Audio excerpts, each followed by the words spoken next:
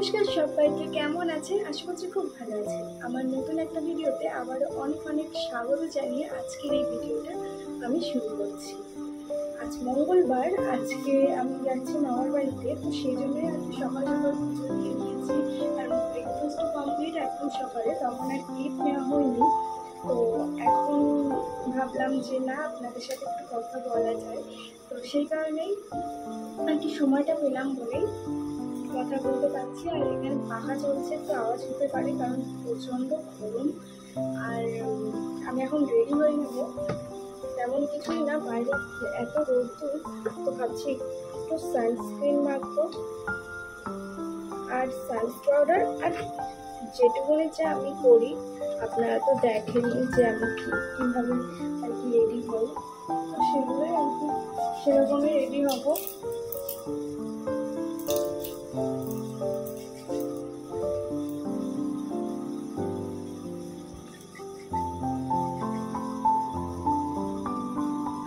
আপনাদের সাথে অনেক স্কিন কেয়ার শেয়ার করেছি, তো তেমন কিছু পরিবর্তন হয়নি, দু একটা পরিবর্তন হয়েছে, তো সেগুলো আপনাদের সাথে চাইলে আপনি শেয়ার করে দেবেন স্কিন কেয়ার।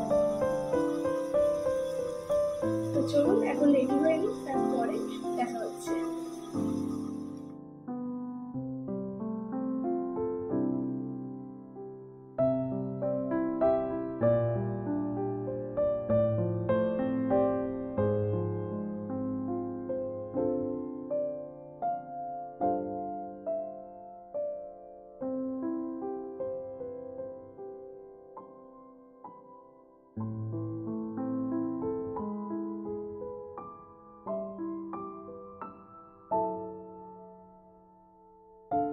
এই যে আমি এখানে পুরোপুরি রেডি হয়ে গিয়েছি। আগের দিন তো শর্টসে শেয়ার করলাম, মানে আগের একটা শর্টসে শেয়ার করেছি যে আমি এই কুর্তিটা নিয়েছিলাম পয়লা বৈশাখে, ও আমাকে দিয়েছিল, তো আজকেই পরলাম।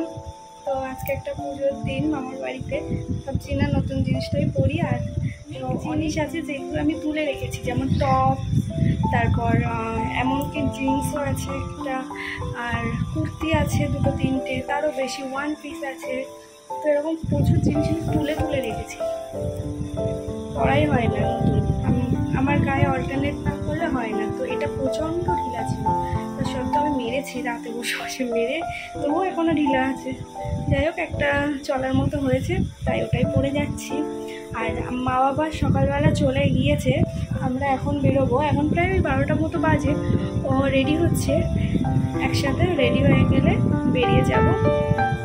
আর বোনের তো পরীক্ষা আছে, বোন যাবে না, মাসি কী করবে জানি না, মাসি তো আর কি বাচ্চাটা ছোট, তো সে কারণে গরমের মধ্যে ওখানে কষ্ট হবে, আর ওখানে প্রচণ্ড গরম, লোকজনের মধ্যে জানি না কি করবে, দেখা যাক। বলছিল তো আর কি আসবে, আসার ইচ্ছা আছে, কিন্তু প্রবলেমটাও দেখতে হবে। তো যাই হোক, চলুন তাহলে বেরোনো যাক। আর আপনাদেরকেও দেখায় যে মামার বাড়িতে পুজো কেমন কি হচ্ছে, চণ্ডী পুজো আমিও ফার্স্ট টাইম দেখছি। মনসা পুজো অনেক ছোটোবেলায় দেখেছিলাম, তো আবার মামার বাড়িতে দেখলাম, তো আপনাদের সাথেও শেয়ার করছি। আমার সাথে সাথে আপনারাও জানতে পারছেন, আমিও ফার্স্ট দেখবো, আপনারাও, আপনাদের সাথে আমিও ফার্স্ট দেখবো আর কি। চলুন তাহলে যাওয়া যাক, আর বেশি বকবক করবো না।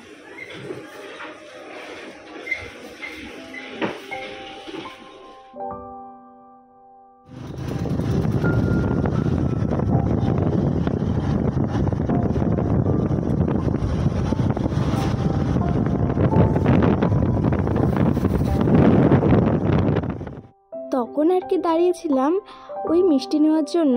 আর এই যে দেখতে পাচ্ছেন, সেই রাস্তা যতবার মামার বাড়িতে যাই ততবার আপনাদের সাথে শেয়ার করি। একদম বাজে রাস্তা বলতে গেলে, যে যাতায়াতে কতটা কষ্ট হচ্ছে বুঝতেই পারছেন। আর এই যে প্রায় কিন্তু আমরা মামার বাড়ির কাছে চলে এসেছি, আর এতটা গরম, তাতে এত ধুলো আর রাস্তা খারাপ, একদমই ভালো লাগছিল না। এই যে আমরা মামার বাড়িতে পৌঁছেও গিয়েছি, আর এখানে দেখো জোড়া ঠাকুর আছে, জোড়া চণ্ডী ঠাকুর। আমি প্রথমবার দেখছি, মামার বাড়িতে দাদুই আর কি এই মানসিকটা দিয়েছিল। আর আর এখানে দেখো পুজো স্টার্ট হয়ে গিয়েছে, আমরা আসার আগেই আর কি পুজোটা স্টার্ট হয়েছে।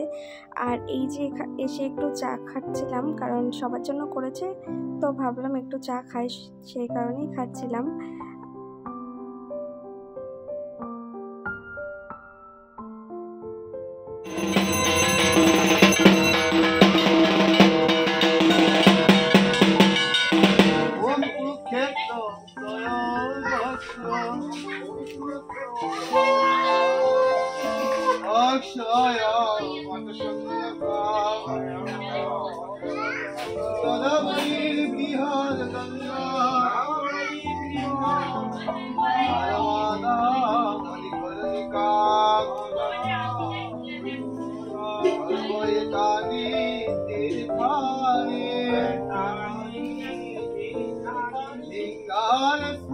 দেখতে পাচ্ছেন 3টে ব্রাহ্মণ পুজো করছে, আর চণ্ডী মা কিন্তু দুর্গা ঠাকুরের আরেকটা রূপ, তাই সিংহের ওপরে মানে সিংহর ওপরে বসে আছে।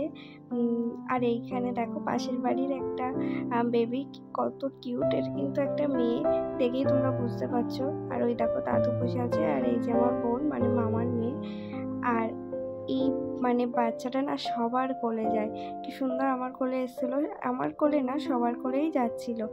আর তারপরে আমরা একটু দুপুরের খাওয়া দাওয়াটা সেরে নিয়েছিলাম।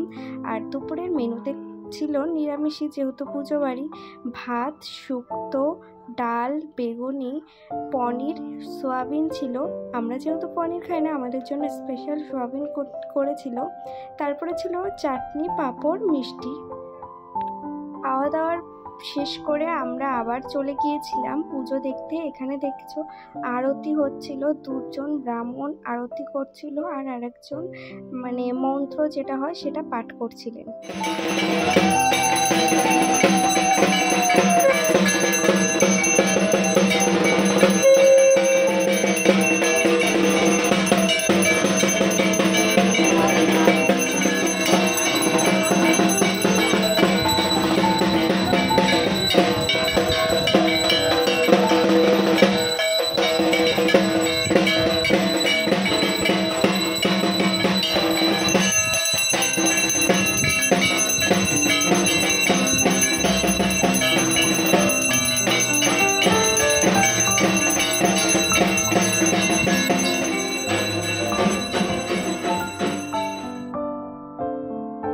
আর ওখানে দেখলেন আমার হাজব্যান্ড ঘুমাচ্ছে, আর পাশে ছিল আমার মামির ঠাম্মা, সম্পর্কে হয়তো বড় মা হয় আমাদের, দুজনে মিলে ঘুমাচ্ছে।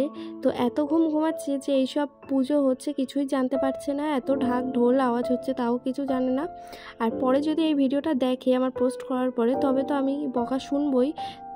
আর তার সত্ত্বেও এমন এমন ক্লিপ আছে যেগুলো না দিয়ে পারি না। যাই হোক, এই যে এখানে দেখতে পাচ্ছেন যে দাদু এখানে গণ্ডি কাটছে, 5বার না কতবার আর কি গণ্ডিটা কাটতে হবে। তো আমার দাদুর বয়স প্রায় 84-85 বছর হয়ে গিয়েছে, এই বয়সে এসে গণ্ডি কাটছে। ওই ভাইয়ের জন্য মানসিক ছিল, তো সেই জন্য তো আমরা জানি না এরকম বয়সে আমাদের কি অবস্থা হবে। আমার দাদু কিন্তু ভীষণ শক্ত, এখনও নিজেরটা নিজে করেই খায়, মানে হচ্ছে নিজের কাজটা নিজেই করে, কাউকে করে দিতে হয় না, কাচাকুচি থেকে শুরু করে এভরিথিং।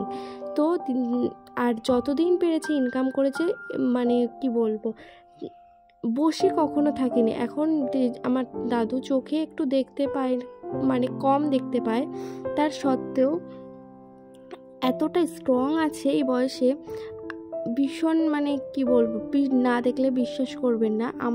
আমরা জানি না কি করব এই বয়সে গিয়ে। আমরা এখনই আমাদের কোমরে ব্যথা, হাঁটুতে ব্যথা শুরু হয়ে গিয়েছে।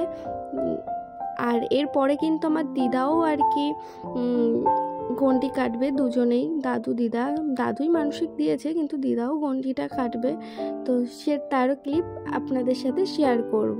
আর এখানটাতে দেখো, একেতে দাদু হচ্ছে শরীর খুবই দুর্বল, তার ওপর বারবার করে পিঠের ওপরে উঠে বসছে, ও বকা দিচ্ছে, তারপরে আবার নেমে পড়ছে, বাচ্চা মানুষ বুঝতে পারে না। এই যে আমার দিদাও এদিকে গণ্ডিটা কাটছে।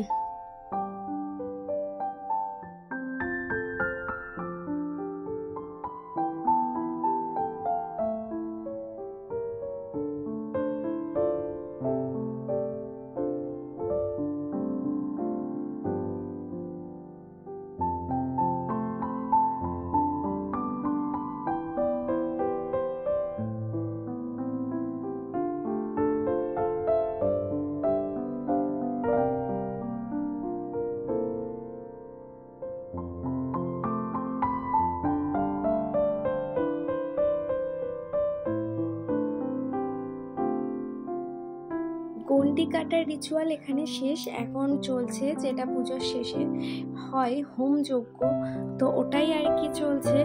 হোম ওই যে 3 জন ব্রাহ্মণ মিলেই সমস্তটা করছে। তারপর আস্তে আস্তে পুজো শেষ হয়ে গেলে হোমের যে আর কি বলে কালিটা, সেটাই আর কি সবাই নেওয়ার পরে আস্তে আস্তে সবাই প্রসাদ নিতেও চলে এসেছিলো। সারা গ্রামই নেমন্তন্ন ছিল আর কি, মামার বাড়ির গ্রামটা পুরোটা নেমন্তন্ন ছিল। তাই পুজো শেষ হওয়ার সাথে সাথেই দেখতে পাচ্ছেন কত মানুষ চলে এসছে। তারপর আরও অনেক মানুষ এসেছিলেন, আর রাতের বেলাও অনেক মানুষ এসেছিলেন।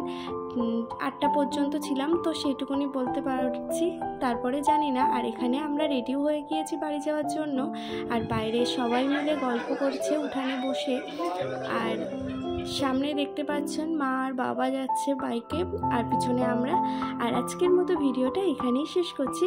দেখা হচ্ছে নেক্সট কোনো ভিডিওর সাথে। আর ভিডিওতে যদি কিছু ভালো লেগে থাকে তাহলে অবশ্যই চ্যানেলটিকে সাবস্ক্রাইব করে পাশে থাকবেন। আর সুস্থ থাকবেন ও ভালো থাকবেন। টাটা সবাইকে।